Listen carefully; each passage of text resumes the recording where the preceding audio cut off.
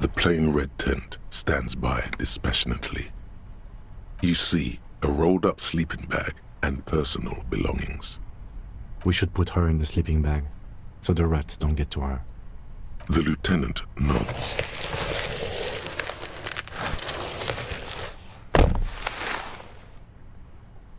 There she lies, cocooned in the sleeping bag, surrounded by empty cigarette packs, books, and half-read magazines. Magazines? You should look through them. Assorted soft covers, mostly pulp horror. A motor carriage lies buried in the snow on one cover. On another, a ghost airship. You also see a collection of radio enthusiast magazines. See anything? Rager Monthly, Journal of Material Science. More Technological Digest. One of the magazines doesn't have images on the cover. It's not a magazine, it's a leather notebook. You pocket the worn brown leather journal. She watches by, motionless. We should read this immediately, like right now.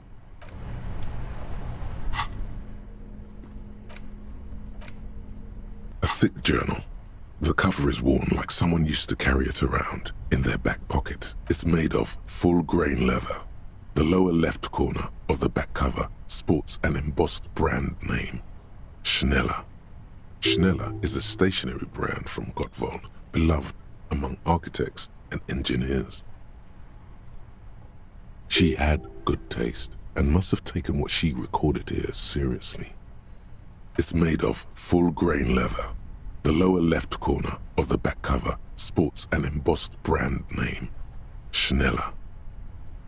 Schneller is she had. The journal falls open. About 2/3 of its ruled pages have been filled. The large cursive of someone who writes quickly and confidently. Perhaps too confidently. Many phrases and even paragraphs have been crossed out, with tiny corrections scrawled above and in the margins. It's a mix of logistical notes, diagrams, and personal reflections, all dated. We could learn a lot from this. Hard to tell exactly. It's mostly noted down in code. Looks like contact information, quantities, directions. There could be useful information about local operations in those notes. We have a junior sergeant at my station who's good with codes. I can give this to her after we finish this. Professionalism is his coping mechanism. Esoteric radio technology. The most recent ones probably pertain to the latitude compressor, sketches, calculations of distance and density. You make out a familiar spiral shape. Short, wry observations of people and places, probably a way to pass the time on the road. Also, what appears to be attempts to sort through some difficult decisions. There are a few passages with many questions in them. The way some of those question marks trail off into ellipsis, she was going through a tough time.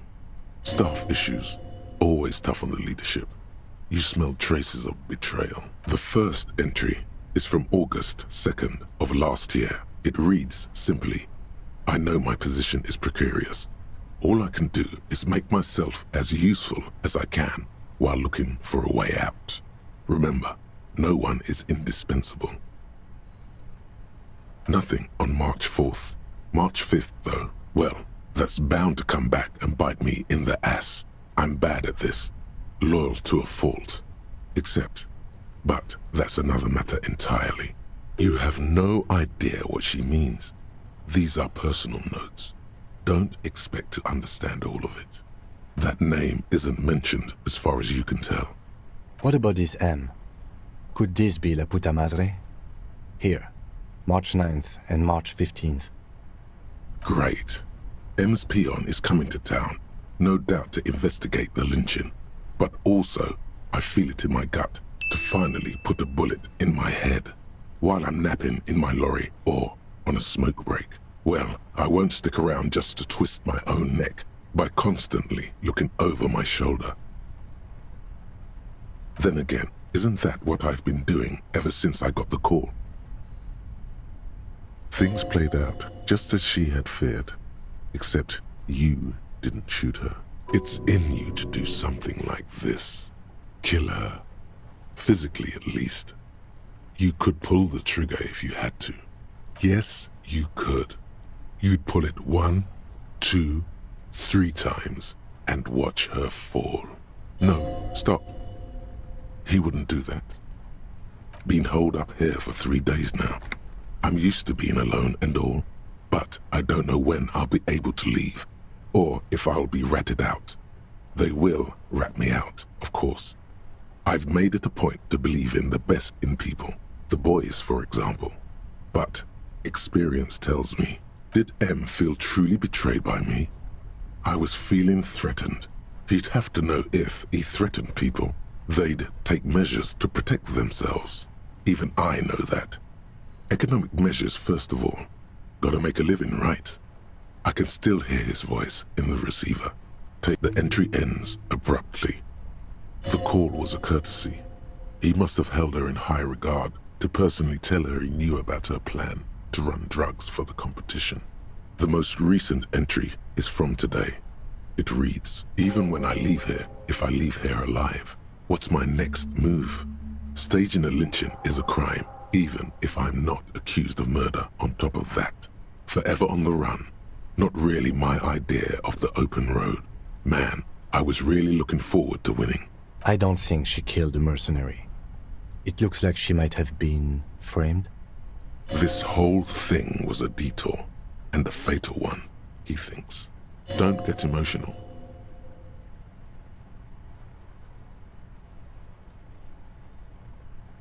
She was in plenty of trouble, even without the murder charge. Still, it's a nasty business. No, I don't think you are. Ask someone in your precinct if you want to be sure. His trust is well placed. You aren't. You can feel it. Classier was the one who pointed the finger at Ruby. Either way, we need to keep an eye on her. One thing is for certain. We have business back in the whirling and rags. Questions to ask. We should get to it.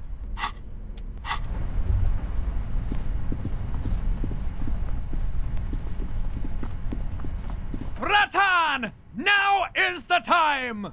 Oh, you will see. First the spirits! The blue medicinal spirits! Grab the bottle and uncork it! It is time to unleash the other world! The bottle opens with a silent, mysterious hiss. The fumes rising from its mouth are as crisp as the northern winds, howling somewhere, lashing the boardwalk with brine and rain. An ancient warmth crawls under your skin. Now, Bratan, take me off! Your fingers manage to undo the oily knot, and the necktie slides off. It looks so frail sitting there in your hand, weighing almost nothing. Now, put me in the bottle! As the necktie slides into the purifying liquid, large stains of grease rise off from it and float to the surface. There, they quickly dissolve and disappear completely.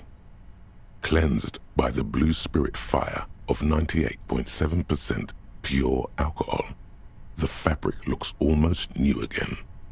No longer like a disgusting worm of the lower intestine, but like a colorful and deadly poisonous reef snake of the Insulindian Ocean. The necktie floats in the bluish liquid with almost unearthly grace. There is silence. The lieutenant has been observing you quietly all this time. He's struggling to keep silent, but finally seems to give up. I've got to ask, what are you doing? That makes 2 of us. Let's not waste any more time under this boardwalk. We need to clear this all up, somehow.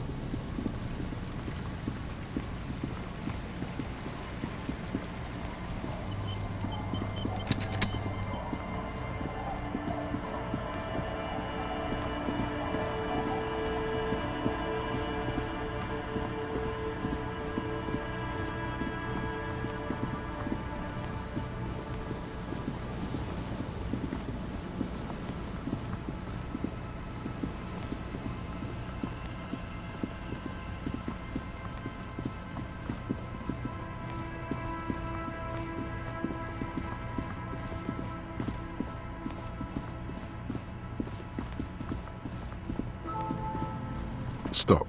Just up ahead. Danger. You are prepared. Don't put away your friend, your weapon. It is glowing in your hand, ready to serve. The oily tail end of your necktie-turned fuse glistens in the cool spring light. Yes, I hear commotion. Let's go. Good. Be ready to take damage. I'm all out of shits to give, loincloth. Welcome to the fucking reckoning. Put your damn gun down. People are gonna get hurt. We need to talk this through. All right? Shut up! You're not gonna talk yourself out of this, loincloth shit fuck. This is the scab leader.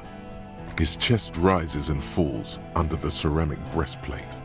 His fingers reach for the butt of his sidearm. There's something very wrong with him. Shh. This is a misunderstanding. Nothing irreversible has happened yet. You can just return to your unit and forget all about this. The Kypt is merciful, willing to spare us if we just forget about our murdered and humiliated commander. I think we should just kill everyone, Courty.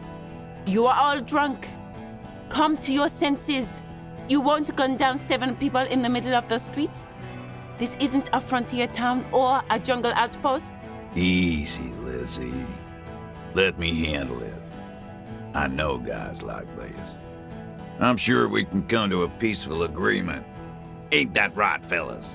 He is facing overwhelmingly superior firepower, and he knows it. Peaceful. Nest in your abdominal cavity like a little wild mouse. The masked man's words are barely intelligible, but you can hear them. Fuck, there's the third one. How did we miss something like this? The lieutenant is genuinely worried for his life. You should consult him before getting in there. The Mercenary Tribunal. The Mercenary Tribunal. My plan is not to get killed, but we have to intervene. If this turns into a firefight, we should take him out first. A sound strategy. He's the leader.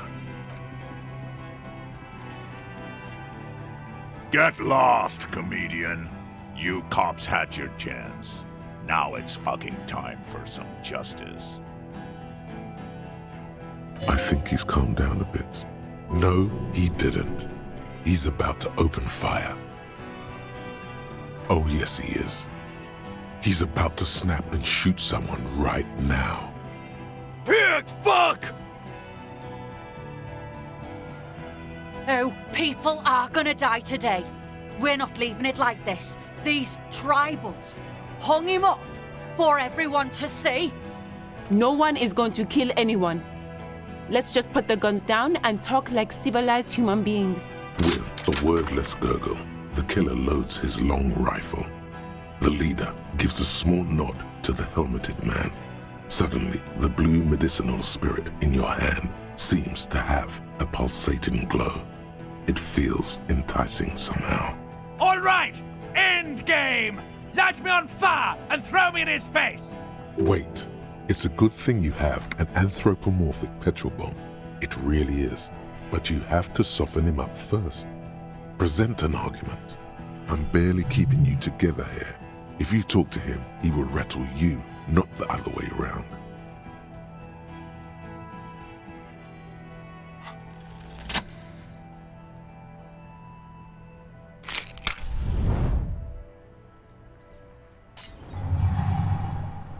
With a crash of shattering glass and a terrible roar, the fire draws in oxygen. The bomb hits the mercenary in the chest, swallowing him in flames as he staggers backward. In the fiery inferno, you see your tie, coiling around the man's neck. It is no longer horrific, but beautiful and pure. I only ever wanted you to have fun, Harry.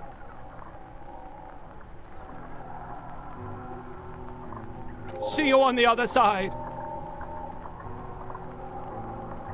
Harry, for God's sake! Watch out!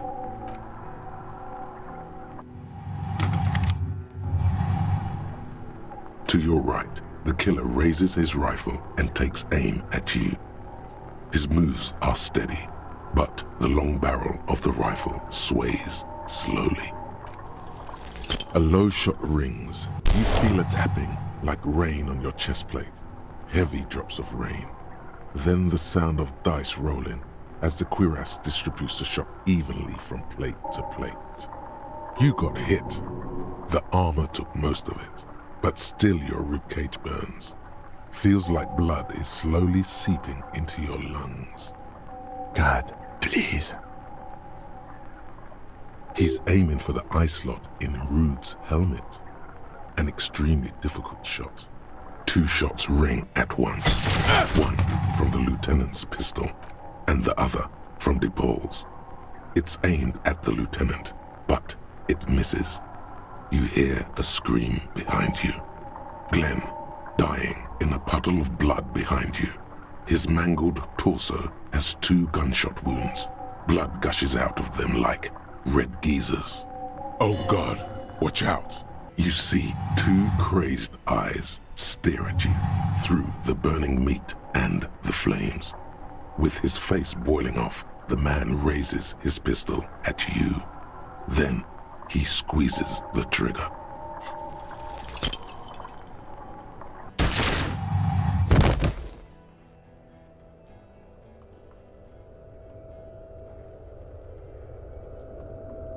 You can't. There is no time. Something inside your pelvis explodes. Your entire lower body is on fire and your legs can't support you. You fall down like a rag doll. The pain is too immense to scream. It pushes the air out of your lungs. Everything goes dark. A distant blur as you recede into it. Nothing. A persisting darkness. Dancing lights of pain. Distant shadows cast by them. Like a hellish play. You're bleeding out.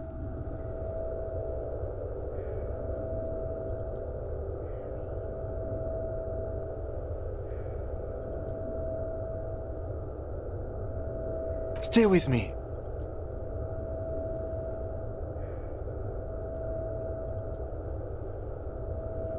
Yes, keep talking. You hear me? Stay awake. But you can't. It's so hard. Your eyelids grow heavy, and the sounds ever more distant. And a cold comes over you. The lieutenant, too, is somewhere far away, almost gone. When suddenly, you sense something behind him. A slender white shadow towering. Someone stands there, raising her pistol at him. The lieutenant does not see it. He's pushing down on your wound with both hands. Scream immediately. He's gonna die. No, you say, and hand out your firearm to him. Your hand trembles and your eyes are full of fear. That's all it takes. There is no room for hesitation. The lieutenant moves like a spring unloaded. He grabs the gun from your bloody hand and fires behind him. You hear a faint scream, a woman's. Then the sound disappears, like someone pressed stop on the tape. The woman is gone. So is Kim. Then the whole world. This is death. One more door, baby. One more door.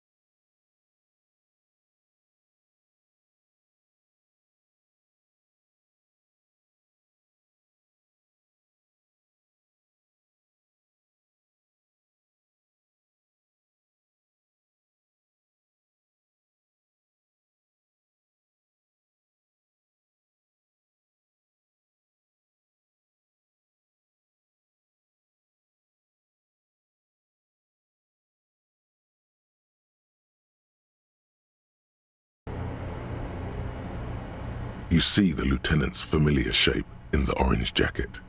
It turns double, then triple, from the pain. It's nothing. You're alive. That's what matters. Sunrise, Parabellum.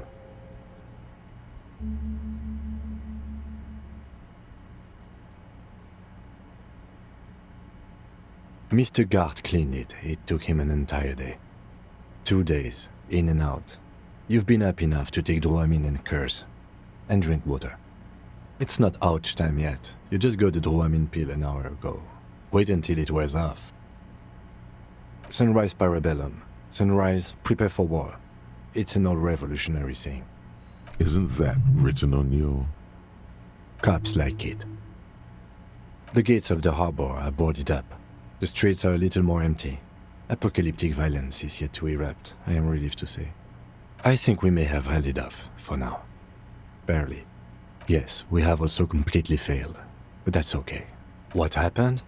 You threw an improvised petroleum bomb at the Major. A firefight ensued. He died in the hospital. A blood-stained killer. You're an officer of the RCM. As retaliation, the rifleman tried shooting you. He hit the cuirass. I heard it go off. I was looking for a clear line of sight to him. He sounds a tiny bit sorry he did not find it before you got hit. I shot and wounded him, while Glenn took a bullet in the spine. It was meant for me. He did not survive. This is not the first person to die in his place. He goes on. Titus, Fat Angus, and Theo charged. Angus and Theo did not make it. They both died before they made it to intensive care. Titus survives. So do Alain and the musician. I forget his name. Yes, he's still alive too. You were bleeding out by then. I think you said something about your wife, and you warned me. I was able to disarm one of them, the Pole, before she got a jump on me. Thank you. I killed her. And that's what happened.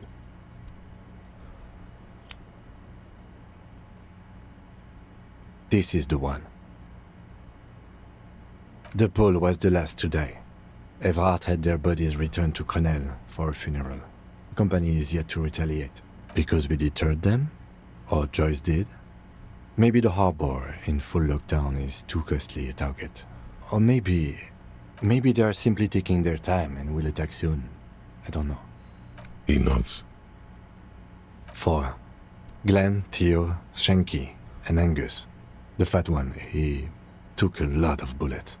All. Yes, officer. 7 people are dead. It's not a success. +1. Ruby. But what's done is done.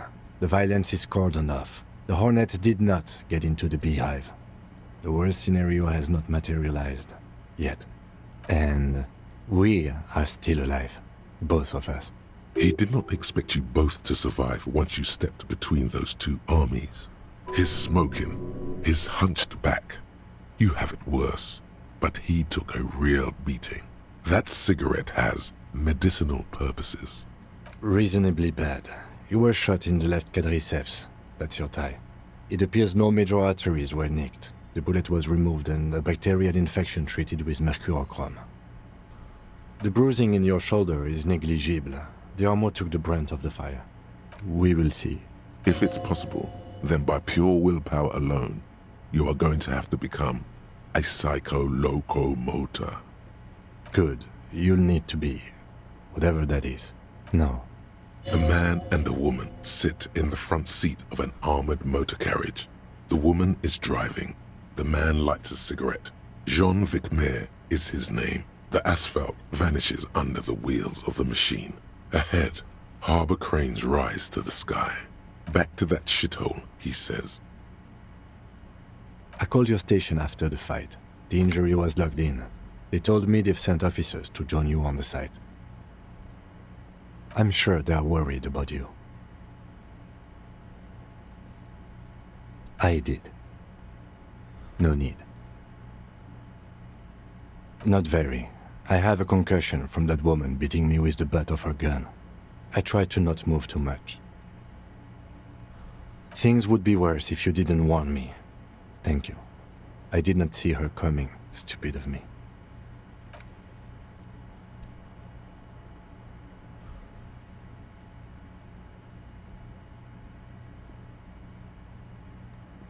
Easy now. You can take it. Just don't lean on that leg of yours too heavily. How are you? Your disco days should have been done quite a while back, Lieutenant Efrater. I honestly don't know. Do you? Because we can't talk to Evrard. The harbor's in lockdown. Everyone in there is outside our grasp now. Joyce has left too, thanks to our meddling. I don't know what to think. It might not have been a bad idea. There is a pin somewhere in the machine. Something is keeping Connell from sending in a death squad. Maybe it's her. Maybe she kept her hand. Either way, Ruby's gone, and Classio too. We really should have arrested her, you know? Oh yes, she left 20 minutes prior to the tribunal showing up. I asked Mr. Gart. Turns out it was a bad idea not to arrest her. But maybe it was a good deed that will pay off in heaven. Who would have figured? That was our job to find out, wasn't it? Honestly, I just don't know. Our circle of suspects is dead and gone. It's not a circle at all. It's a ruin. Honestly, I think our investigation has not produced a single credible suspect.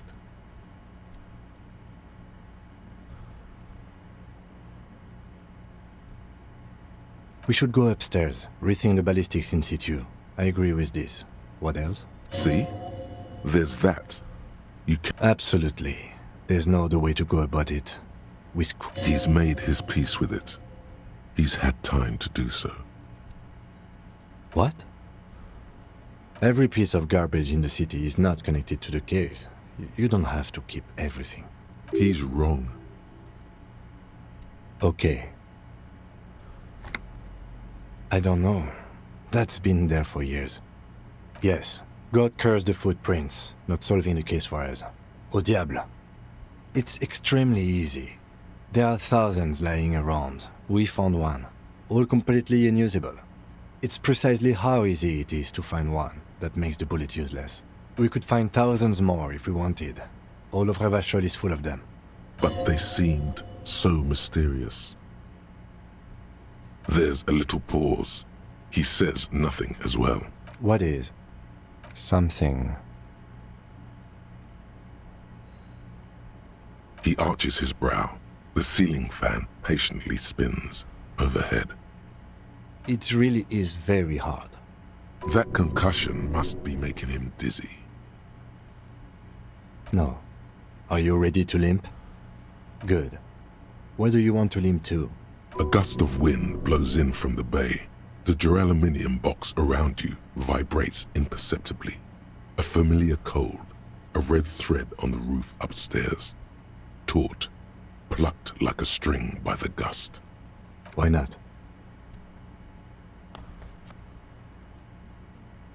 Another look at the window, perhaps? The one he was shot through. I don't know. I can't think of anything better. As you turn, a bright light catches your eye, making you squint. From a distant sunset, a stage light, flash photography, nowhere in particular. It's just what superstar law officers do. They squint at lights, and they solve shit. What are you, deaf? They're perfect, like rock star politician and drug addict teacher. Embrace the superstardom you've worked so hard to establish. Yeah, a cool, trash superstar. Big...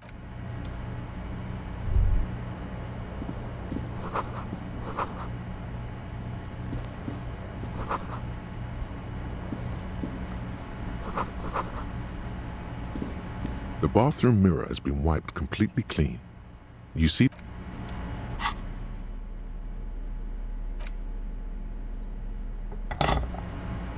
The bathroom mirror has been wiped completely clean. The chain cutters slip out.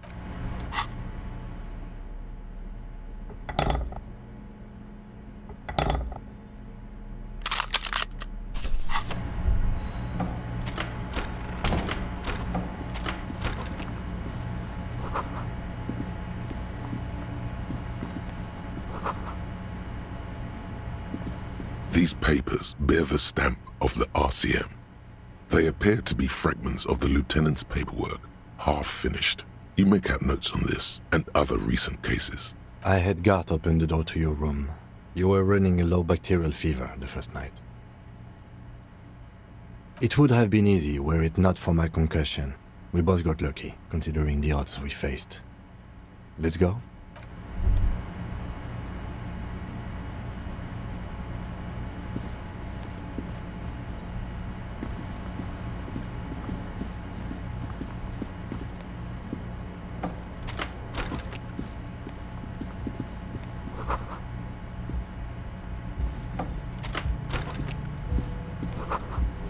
Next to the stack of bills, you see a note, a few lines jotted down in large, uneven handwriting, just as the writer was about to rush out the door. I'm sorry, I fucked everyone over. P.S. I didn't kill him. P.P.S. Gift upstairs. A gift? It's hardly surprising. You look at her rough, jagged handwriting on the note. She was in a rush, but not panicked. Deliberate. Focused. I am not drawing my gun. Yet. But I don't like gifts. He says he's not, but his hand moves instinctively toward his holster as he studies the note. Just don't walk into another radio trap, okay? Relax. Not everyone is out to trap you.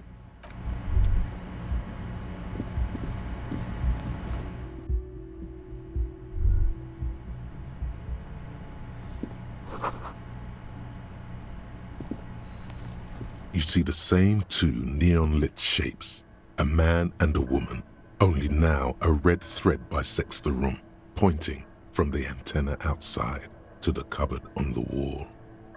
This is ballistics. She's left a trajectory for us. A ray of backward motion explodes from his mouth to the roof outside, A prime. It suggests the bullet came from the extreme upper quadrant of possible angles, from a point beyond the roof, B triple prime, the island in the bay. Unless she thinks the perpetrator was standing on the ring antenna. That is where the thread seems to point. She was there that night. She would have known precisely where the bullet hole was in the glass. She had a long time to think about it after, standing on that roof, staring at the glass. It also looks like there may be more to her skill set than we know.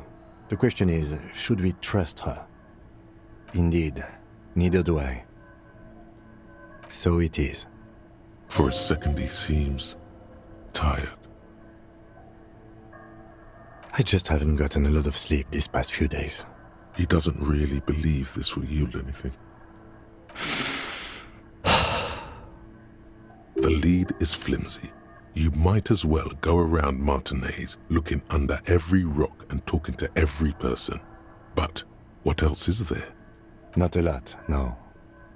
Of course. I mean, how do we get there? Joyce Messier had her sloop, but she's gone. Ah, yes, of course. The village. Let's go.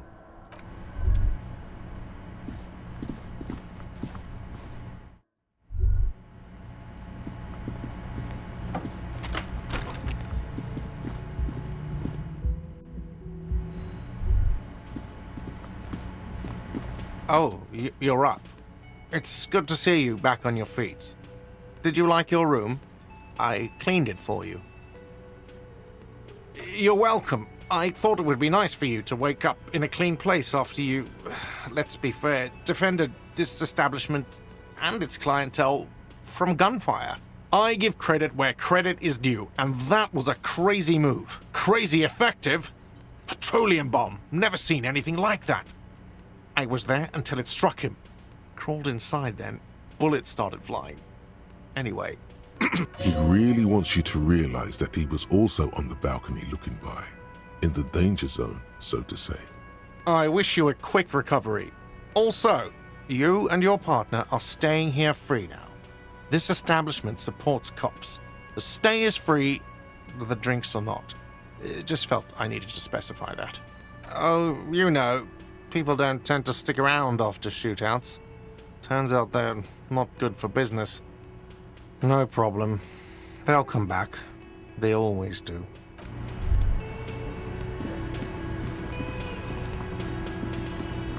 Seeing you approach, the bruised man raises his bear in welcome. crazy motherfucker. Didn't think you had that fury in you, but I guess I've misjudged a lot of people lately. There I was, thinking, where are we gonna find a tin opener large enough for those cans? Then Capo Loco shows up and just sets a man on fire. Impressive shit, Copper. None of us would be breathing right now if it wasn't for... I guess what I'm trying to say here is, thank you. This is big. It's as big of a thank you as Titus Hardy can muster under any circumstances. Well, cheers anyway, Copper. Theo was old. I think he'd be pretty happy with the way he went. Never could imagine him withering away on a sickbed. But Angus, he was just a stupid kid. Didn't realize the mess he'd gotten into. Trusted me. Still, the balls on that kid. Went down fighting for someone else's shit like a fat, angry bear. Here it comes. The last one is the worst one. He only deals with it by drinking copious amounts of 8% beer. An honest tactic, and effective. And Glenn was my friend. Best I've ever had. I'd love that crazy homo like my own brother. We're all fucked without him. But what do? This job is shit. Dennis, that poor little rat is dead too. I always thought he'd run. But no, he stayed. Stupid, brave fella. He didn't like him. That only makes it worse.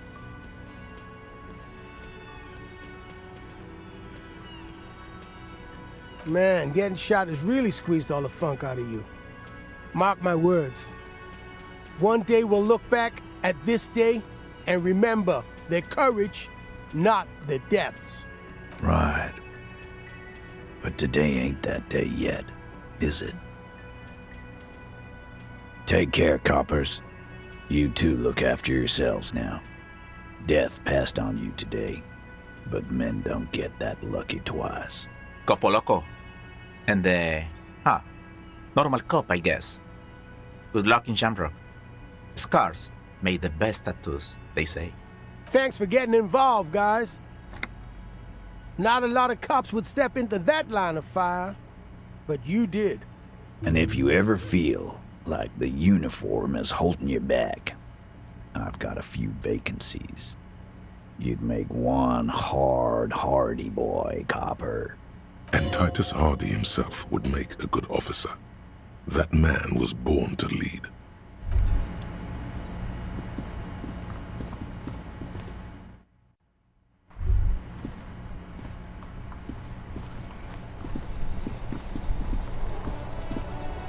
The graffito has been painted over the traces of the fight that took place here. It smells of blood and heavy fuel oil. This was Cindy the Scar. The lieutenant crouches, touching the fuel oil with his finger. Looks like it, yes. This is still fresh. It wasn't here yesterday. And blood. Some of it is even yours. Heavy fuel oil. Isn't that flammable? You could buy some smokes, light up a ciggy and throw it in there, just to see what happens. See if it's flammable. It's better that way. Safer.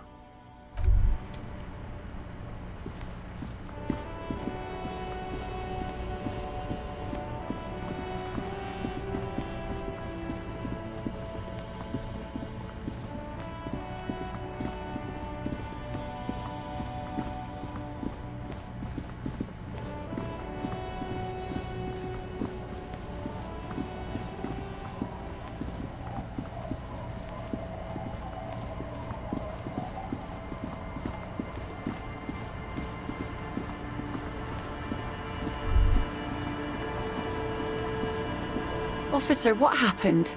You're limping. Why are you limping? You look terrible. She sounds almost disappointed with you, reprimanding you for falling and hurting your knee.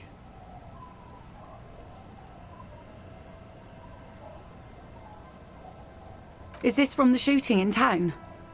We heard gunshots. Not that we don't hear gunshots all the time, but they were closer than usual. There was an exchange of fire on Rue de Saint-Guylaine. It's nothing to be worried about, madame. Of course. Can I help you with something? That won't be a problem. It's wind still and the tar just dried. We've got 2 days of relative sunshine ahead.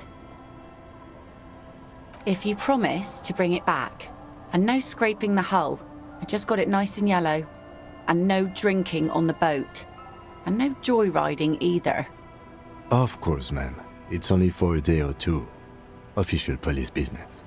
Aye. The crow's feet disappear from the corners of her eyes as she smiles at you. Please be conservative with the fuel, will you? Just filled her up, but it's a small tank.